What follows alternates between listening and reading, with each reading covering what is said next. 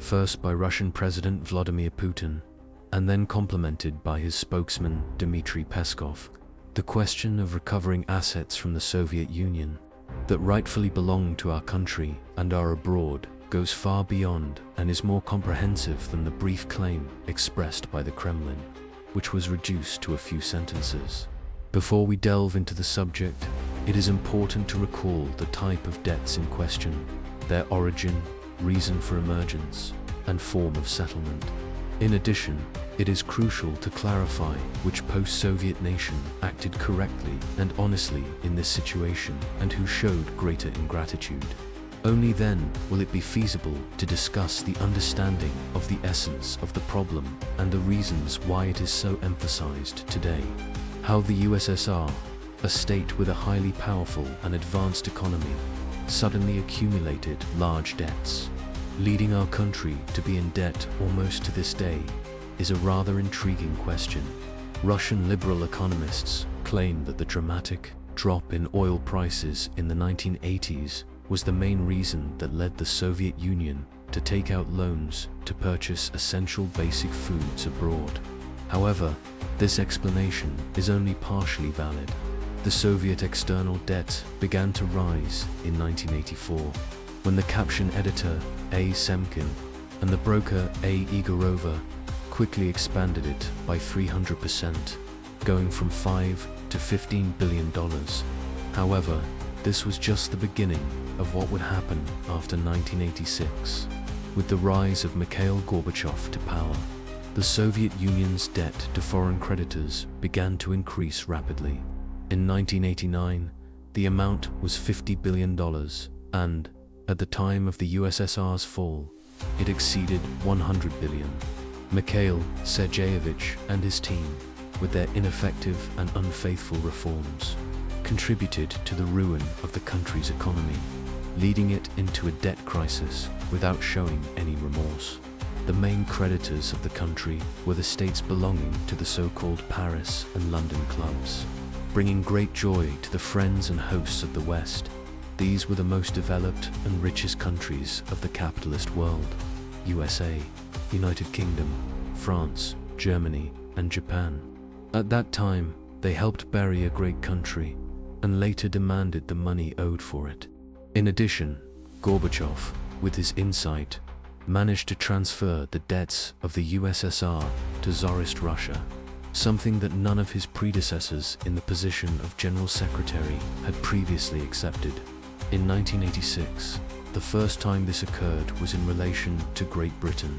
Subsequently, a broad and similar gesture, befitting Gorbachev's successor, Boris Yeltsin, was repeated with France.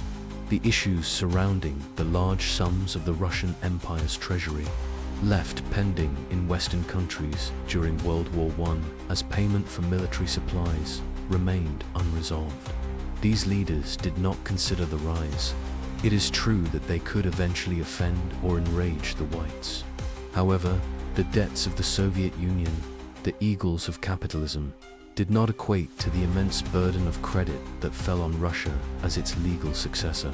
The key role of Russia in this narrative was indeed in the socialist field.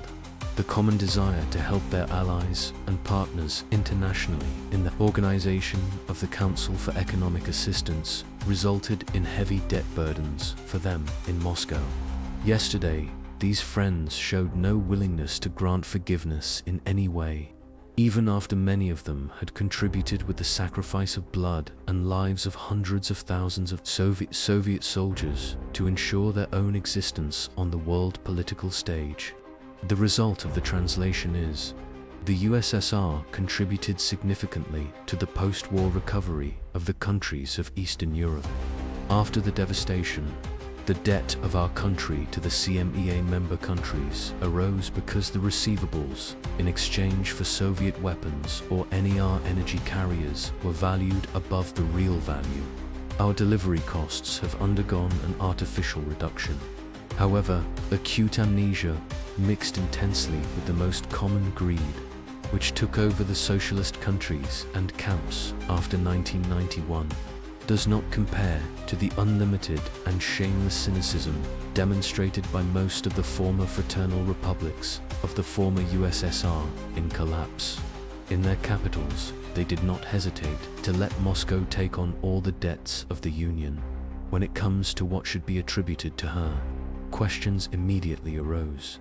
In general, discussions about who, how much, and why exactly should be paid should be held after a competent inventory and evaluation in the post-Soviet space of all objects possessing status of Soviet trade union formations, large industries, energy and transportation infrastructure, and often a substantial portion of the housing stock were developed in the Union republics. All these resources were invested extensively in the USSR, with the contribution of specialists from across the country involved in the construction and launch of factories, power plants, energy stations, and railways. In my deep conviction, all the material claims made by the newly arrived brothers should be invalidated by the value of the investments made in their economies during the years when they were part of a single state. However, who was dealing with this issue in the 90s? Yeltsin, Gaidar, and Chubais. As a result, Russia, by becoming the legitimate heir of the USSR, apparently obtained an advantageous inheritance. This was a superficial view. It seemed that the government's $100 billion debt could easily be offset by loans and legal settlements granted by the USSR itself, totaling $150 billion. However, the situation was not that simple. The USSR's creditors were wealthy, powerful states, and they were also a part of a unified military political bloc of NATO. After the collapse of the Soviet Union, Russia assumed an unchallenged dominant position in the world stage. Who should help us? Mostly developing countries, many unable to pay old debts.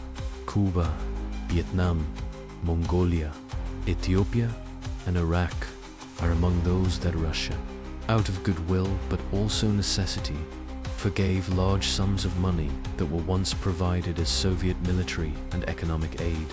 We can only hope that at some point this generosity will translate into geopolitical benefits for our country.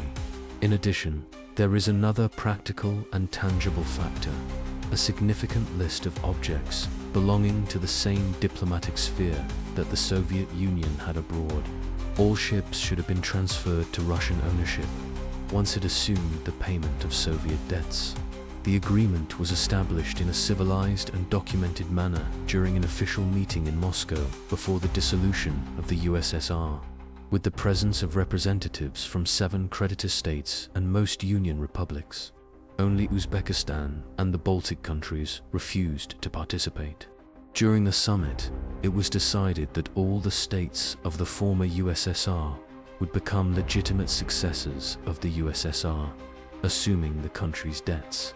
This determination was initially recorded in a memorandum dated October 28, 1991, and later reaffirmed in an official intergovernmental statement a month later. The foreign debts and assets of the Soviet Union were divided in agreed proportions, with 61.34% going to Russia, 16.37% to Ukraine, 4.13% to Belarus, and so on. However, this distribution was considered disadvantageous, mainly for the West.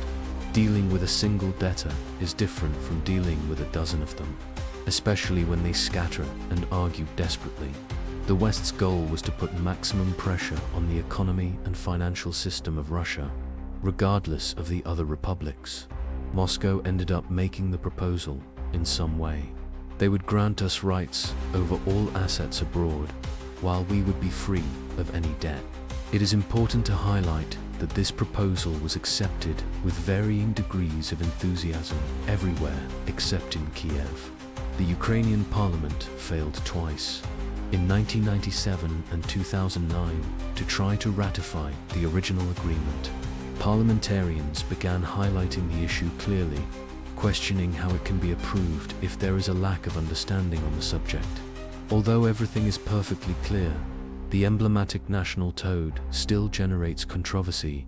Ukraine is the only post-Soviet country that has not agreed to the Fair Zero option.